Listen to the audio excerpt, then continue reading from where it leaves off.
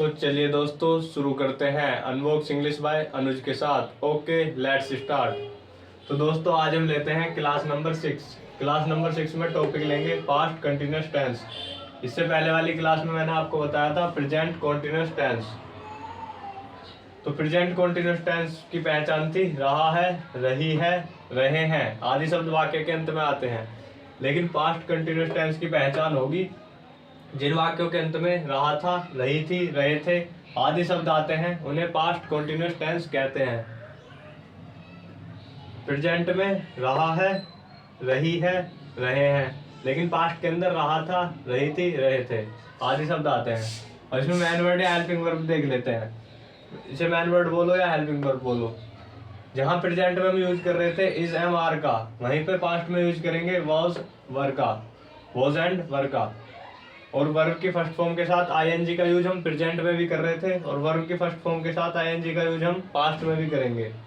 इसमें वर्ब की first form के साथ आईएनजी आएगा। कॉन्टिन्यूअस कोई सा भी हो, प्रेजेंट हो, पास्ट हो या फ्यूचर हो, तीनों में वर्ब की फर्स्ट फॉर्म के साथ आईएनजी आएगा। इसमें एक एक्सेप्शन है। एक्सेप्शन क्या है? एक्सेप्शन देख लेते हैं। आई के साथ वर नहीं आएगा, बाकी सभी प्लूरल्स के साथ। आई एक प्लूरल है, आई प्लूरल नंबर है, इसके साथ वर नहीं आएगा, वोज आएगा। बाकी सभी आई को छोड़कर बाकी सभी प्लूरल्स के साथ वर आएगा, लेकिन आई के साथ केवल आई ऐसा वर्ड है जिसके साथ वोज आएगा। ये एक्सेप्शन है। इसमें एक्सेप्शंस आर ऑलवेज देयर। दोस्तों अब इसके कुछ एग्जांपल्स लेते हैं। पहला एग्जांपल है तुम रो रहे थे। यू वर वीपिंग या क्राइंग। वीपिंग लगा दो या क्राइंग लगा दो, दोनों ही ठीक है। दोनों ही रोने की इंग्लिश है, वीप और क्राई। वैसे क्राई चिल्लाने के लिए यूज किया जाता है, लेकिन रोने के लिए भी क्राइंग का यूज करते हैं। तो तुम रो रहे थे, यू वर वीपिंग, या यू वर क्राइंग, दोनों ही ठीक है। सेकंड एग्जांपल है तुम नहीं रो रहे थे। यू वर नॉट वीपिंग और यू वरंट वीपिंग, ये भी दोनों ही ठीक है। अब इसका थर्ड एग्जांपल लेते हैं। क्या वह रो रही थी? Was she weeping.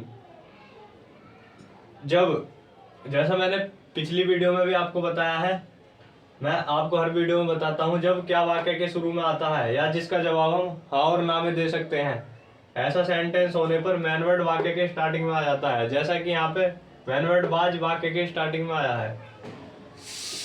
क्या वाक्य के शुरू में आने पर मैन वर्ड वाक्य के स्टार्टिंग में आ जाता है, जैसा कि यहाँ पर वॉज आया है। अब इसका चौथा एग्जांपल लेते हैं। वह क्यों रो रही थी? Why was she weeping?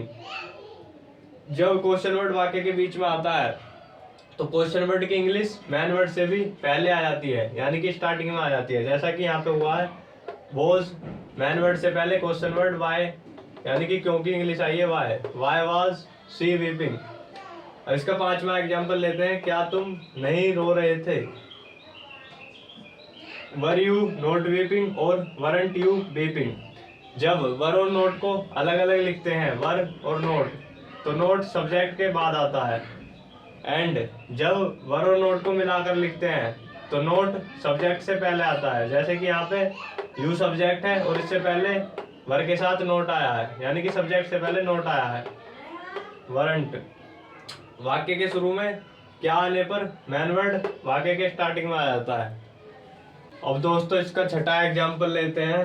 तुम क्यों नहीं हंस रहे थे? तुम क्यों नहीं हंस रहे थे? Why were you not laughing और why weren't you laughing, दोनों ही ठीक है। जैसे आपका दिल करे ऐसे बना लेना। जब क्वेश्चन वर्ड वाक्य के बीच में आता है तो उसकी इंग्लिश वाक्य के स्टार्टिंग में आ जाती है। मैन वर्ड से भी पहले क्वेश्चन वर्ड की इंग्लिश आ जाती है। जैसे हम मैन वर्ड वर से पहले क्वेश्चन वर्ड की इंग्लिश, यानी कि क्यों की इंग्लिश वाई आई है। इसका सातवां एग्जांपल देखते हैं। वह क्यों लड़ रहा था? Why was he fighting. इसमें भी क्वेश्चन वर्ड बीच में आया है तो उसकी इंग्लिश वाई मैन वर्ड से पहले ले लेंगे।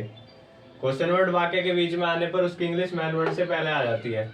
इसका आठवां एग्जांपल देखते हैं। वह कहाँ जा रही थी? इसमें भी क्वेश्चन वर्ड बीच में आया है, वेयर वॉज शी गोइंग, तो इसमें भी क्वेश्चन वर्ड की इंग्लिश मैन वर्ड से पहले ले लेंगे। इसका 9वां और 10वां एग्जाम्पल मैन है, इन्हें ध्यान से समझना। इसका 9वां एग्जाम्पल है कौन बुला रहा था, हु वाज कॉलिंग।